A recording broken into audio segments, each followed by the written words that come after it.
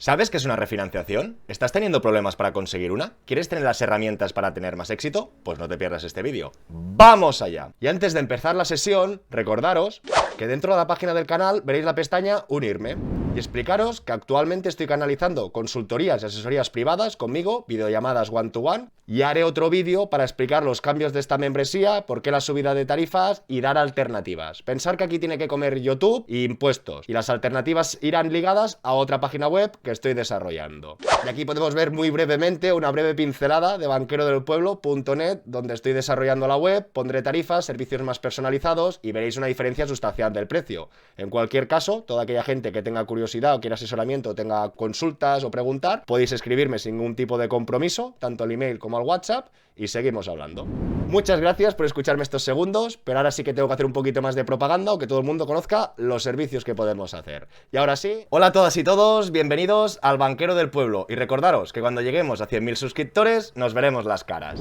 Y en la sesión de hoy veremos la introducción a las refinanciaciones. En primer lugar veremos un caso práctico, veremos su definición, la de verdad.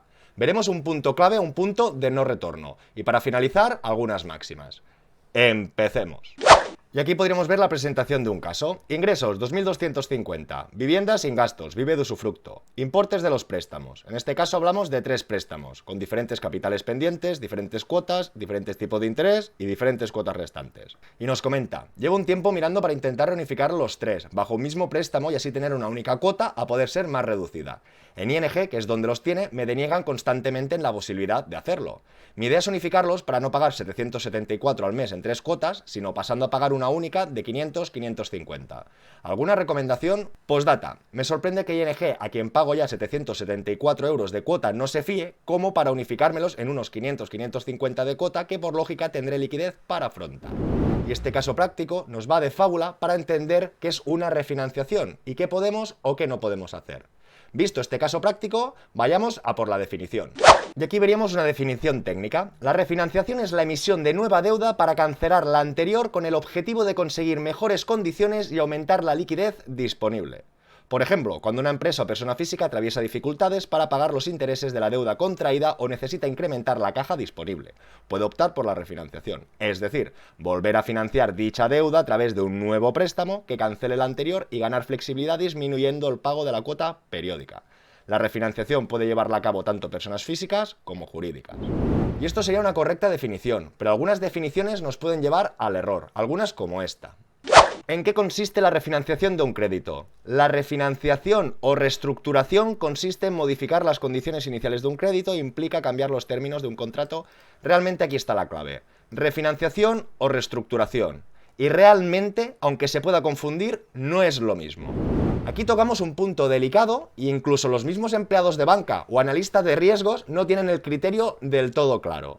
Pensar que una reestructuración de deuda a priori todo el mundo la puede conseguir, porque significará que estás cambiando tu deuda por otra. Alguien que tenga una hipoteca variable, todo el mundo sabe que puedes cambiarte a otra entidad por una hipoteca fija.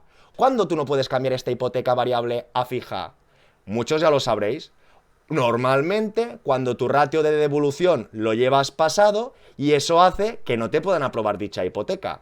No sé si me seguís. Por lo tanto, veremos que reestructurar gozas de ratio suficiente de devolución y en cambio en una refinanciación necesitas refinanciar por obligación. Y aquí lo podríamos entender mejor. Una cosa es que tú por gusto, por placer, puedas reestructurar tu deuda y la otra sería que por necesidad, por obligación, porque tú no llegas a final de mes, la tienes que refinanciar. Sé que aún puede llevar a la confusión o el error, pero lo veremos más claro en el siguiente apartado. El punto clave está en nunca sobrepasar nuestro ratio de devolución o nuestro ratio de esfuerzo máximo, que normalmente y habitualmente es el 35% de nuestros ingresos netos. Eso marcará un punto de no retorno, un antes y un después.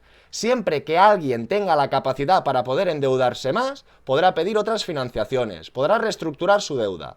En el momento que alguien esté o al límite, o muy cerca del límite, o pasado del límite de este 35% de ingresos netos, hará que el banco o entidad, dejamos a banda que luego veremos algunas máximas que nos van a ayudar, pero de entrada sigamos con el punto clave, harán que esta operación no sea una reestructuración. Como ya estamos sobrepasando nuestro ratio, tendrán que hacer una refinanciación. Y el problema de la refinanciación es la dotación por insolvencia que tienen que hacer las entidades financieras o los bancos. Es decir, no es lo mismo hacerle un préstamo a alguien que no tiene ningún tipo de deuda, que irá a un 5 o un 10% de su capacidad de pago. Eso tendrá un buen scoring, la entidad tendrá que dotar poco en la provisión y sacará una buena rentabilidad de ese préstamo. Pero si a una entidad le estamos pidiendo que nos haga un préstamo del que ya tenemos con ella y que lo refinancie, va a perder dinero. Porque si al principio no tenía que dotar porque era nuestro primero préstamo, ganará X, supongamos un 10%. Pero si después este préstamo no lo tiene que refinanciar ella, alargando plazo y unificando con otros préstamos, ella, en vez de dotar un 10, seguramente tendrá que dotar un 20 o un 30 o mucho más. Y aquí recae la diferencia clave para que nadie se pille los dedos. Y este punto es fundamental para entender cuándo tendremos problemas o no tendremos problemas. Y como podemos ver en el ejemplo de hoy, es una nómina muy elevada, el ratio al 35 son 787 euros, pero nos damos cuenta que muy hábilmente ING le ha concedido préstamos.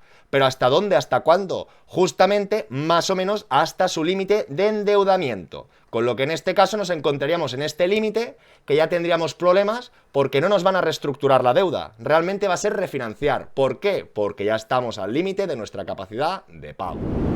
Y disculpad que me haga pesado, pero es que todo el mundo tiene la obligación de mirar su contabilidad, sus finanzas y ver que no sobrepasa ese 35. Y siempre tenemos que tener cierto margen, porque podemos tener problemas realmente para financiarnos, para arreglar una reforma o una catástrofe de casa, y si no tienes margen es que de verdad es cuando vienen los problemas. Y en este sentido, para primera vivienda os dejo un vídeo por aquí.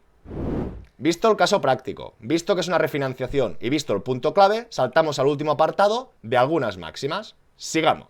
Y ahora sobre todo no me malinterpretéis ni penséis que os estoy riñendo, pero un poquito sí y un poquito no. Al final la gente aprende a base de golpes, ¿verdad? Pues vamos allá.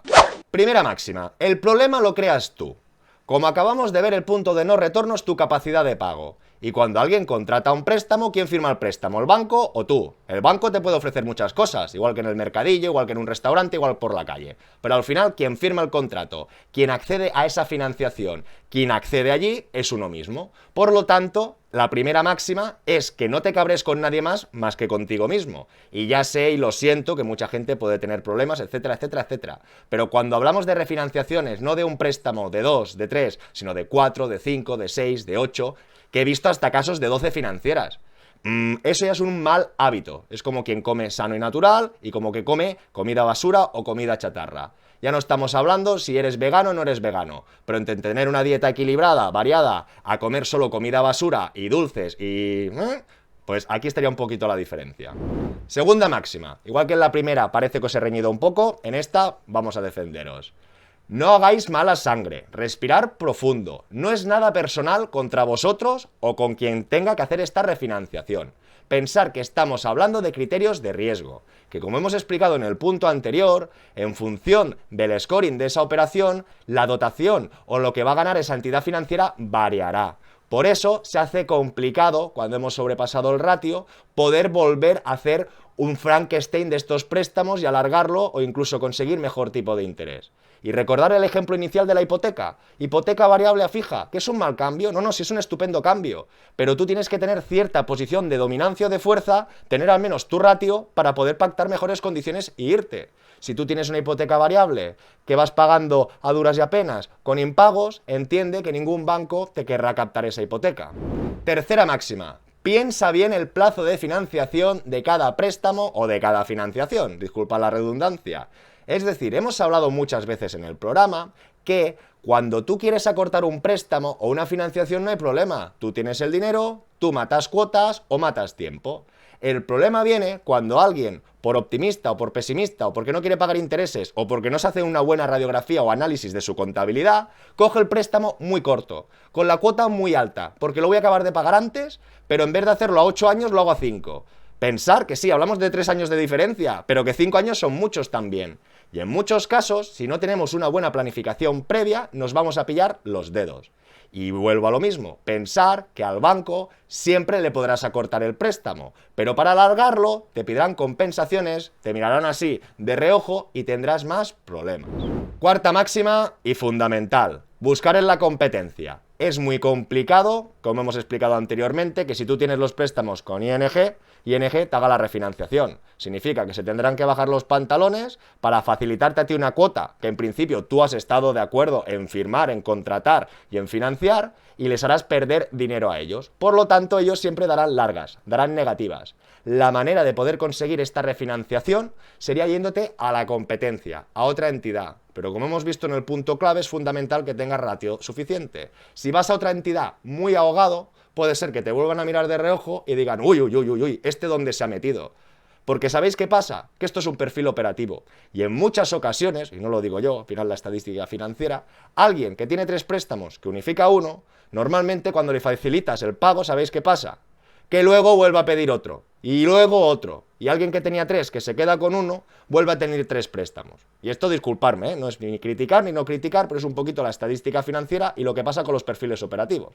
Lo que decíamos de la comida no comida. Alguien con una buena dieta normalmente lo hará así, alguien con unos malos hábitos normalmente lo hace así. Por eso, insisto, con el punto de no retorno de la capacidad de pago, y sobre todo también si estamos muy en el límite, cuando vayamos a otra entidad, aparte de las compensaciones que nos puedan pedir o sobre tipos de interés, porque vale que podamos unificar préstamos, pero en este caso los préstamos tenían intereses del 10, 11, 12. Si vamos a una financiera que nos ofrece un 15 por unificarlo todo, nos daremos cuenta que tampoco nos están ayudando. Pero esta financiera no es mala por cobrarnos el 15, entenderme. Como ya sabe que está refinanciando y tendré que dotar más, igual que ING, no quiere perder dinero. Si sabe que en vez de dotar el 10% tiene que dotar el 15 o el 20, te subirá el tipo de interés. Y quinta y última máxima, que si no nos alargamos mucho, hay que jugar con los importes y con las entidades. Recordar, si tú tienes 3 préstamos en la misma entidad y superas los 9.000 euros, saldrás en CIRBE. En cambio, si tú tienes un préstamo en una entidad con 5.000 euros, en otra entidad con 5.000 y en otra entidad con 5.000, cuando alguien te pida la CIRBE, no tendrás ningún tipo de deuda. Otra cosa, no digo que sea fácil, te pedirán extractos de cuenta y en función de la operativa que tengas con las cuentas y los diferentes bancos, pueden ver que estés pagando una cuota. Pero eso también es una manera de camuflar un poco este endeudamiento, pero todo el mundo tiene que ser consciente que lo tiene igual. Una cosa es que después quieras refinanciar, es decir, tendrías que tener una estrategia previa para jugar a esto que estoy diciendo de las entidades, pero al menos para daros ideas o pistas de que, claro, si tienes todos los préstamos concentrados, te salen CIRBE y ellos no van a jugar, en cambio solo que los tuvieras un poco diversificados, quizá podrías ir a un cuarto banco para pedirle un préstamo de unas reformas, que como no saldrías en CIRBE, sí que tendrías la posibilidad de unificarlos todos engañando. Porque volvemos a lo mismo, cualquier entidad que le digas que le vas a refinanciar un préstamo y vean que vas muy collado, vamos a malas. Y esto sería todo por hoy. Siento el tocho que os he dado, pero el tema de la refinanciación es un tema delicado, es un tema complicado y todas las partes quieren salir corriendo. El que quiere la refinanciación para que le faciliten el pago y normalmente el analista o el empleado sale por patas porque tiene las manos colladas y poco puede hacer en estas situaciones. Espero todos vuestros comentarios y preguntas, darle like y suscribiros y nos vemos muy pronto con más y mejor. ¡Hasta luego!